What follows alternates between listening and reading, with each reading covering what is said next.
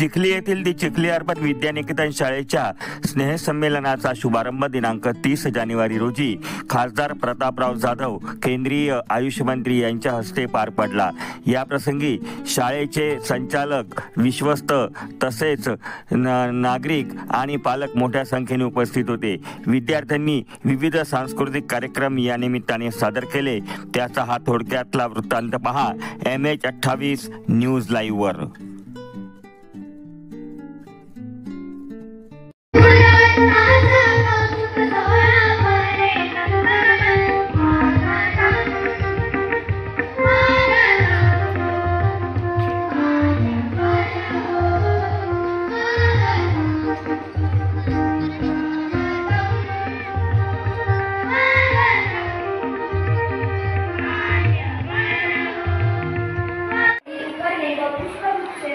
देऊन आजचे आपल्या कार्यक्रमाचे उद्घाटन माननीय आमदार श्री प्रतापरावजी जाधव साहेब यांचे स्वागत आपल्या संस्थेचे अध्यक्ष माननीय श्री सतीश गुप्ता सरस्वती अशी मी त्यांना विनंती करते।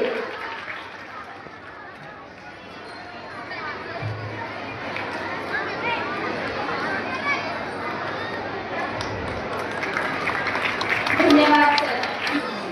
खरं म्हणजे शाळेमधला स्नेह संमेलनाचा दिवस हा शाळेतल्या विद्यार्थ्यांसाठी एक फार मोठा उत्सुकतेचा दिवस त्या ठिकाणी असतो। अनेक विद्यार्थी या दिवसाची वाट पाहत असतात आणि पालकांना सुद्धा आपल्या मुलांचं कौतुक पाहण्यासाठी, कौतुक करण्यासाठी आणि त्याच्यामध्ये असलेल्या कलागुणांचं वाव देण्यासाठी आपली जी शाळा असेल, शाळा आणि पालक, शिक्षक वृंद हे सगळे मेहनत घेत असतात। आज या ठिकाणी या कार्यक्रमाचं जे थीम आहे ते आहे आपल्या ऋणानुबंध मातीचे।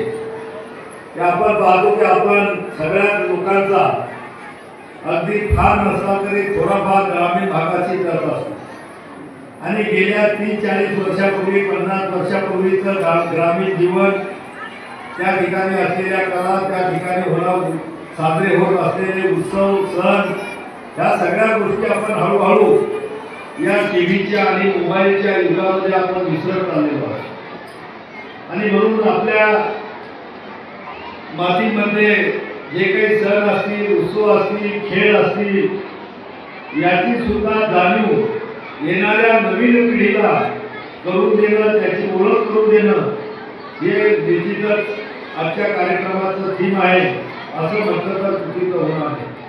खरं म्हणजे ही शाळा 2014ला सुरू झाली, आज 2035मध्ये आपण आहोत। गेल्या 10 वर्षामध्ये चिखली अर्बन विद्यानिकेतनने जी प्रगती केली, या जवळपास 1700 पेक्षा जास्त विद्यार्थी या संस्थेमध्ये शिक्षण घेत असतात।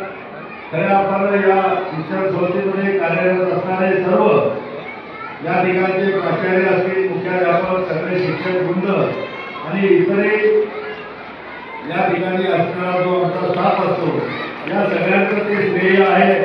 आणि या ठिकाणी जी कल्पकता लागते शाळेला, आज शाळा म्हणजे काही फक्त शिकवण्यापुरत्या मर्यादित राहिलेल्या नाहीत, वेगवेगळे इव्हेंट, वेगवेगळ्या गोष्टी, वेगवेगळ्या प्रकारचे चांगले संस्कार विद्यार्थ्यांवर घडवण्यासाठी निश्चित संस्थेचं संचालक मंडळ असेल, त्या ठिकाणचा इतर शिक्षक आणि इतर वर्ग असेल, या सगळ्यांची ही जबाबदारी असते आणि चांगलं काम चिखली अर्बन विद्यानिकेतन या ठिकाणी पार पाडतं।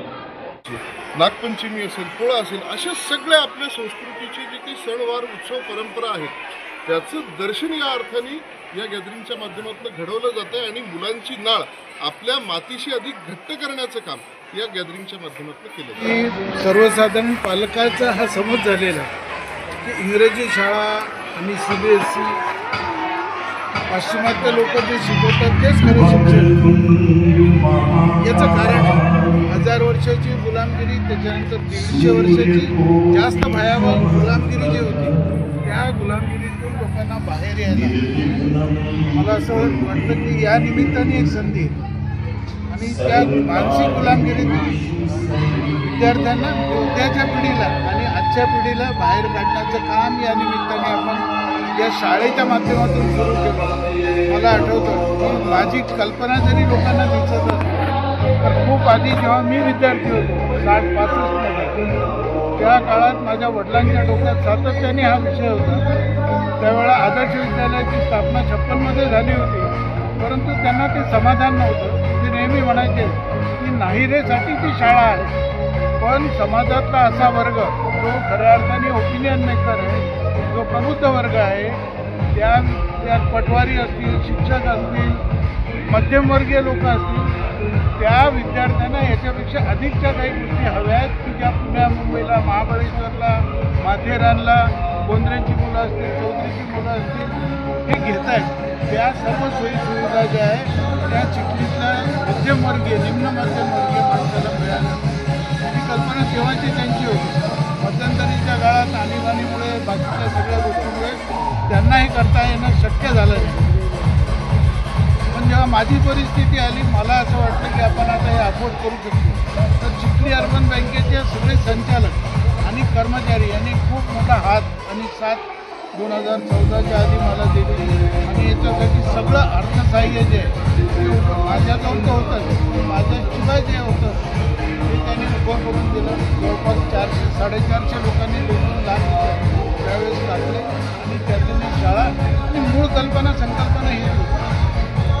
ज्या मातीतून माझे वडील, मी आम्ही सगळे घडल्या हीच संकल्पना राष्ट्रीय स्वयंसेवक संघाची सगळी रचना त्या हिशोबानेच आहे.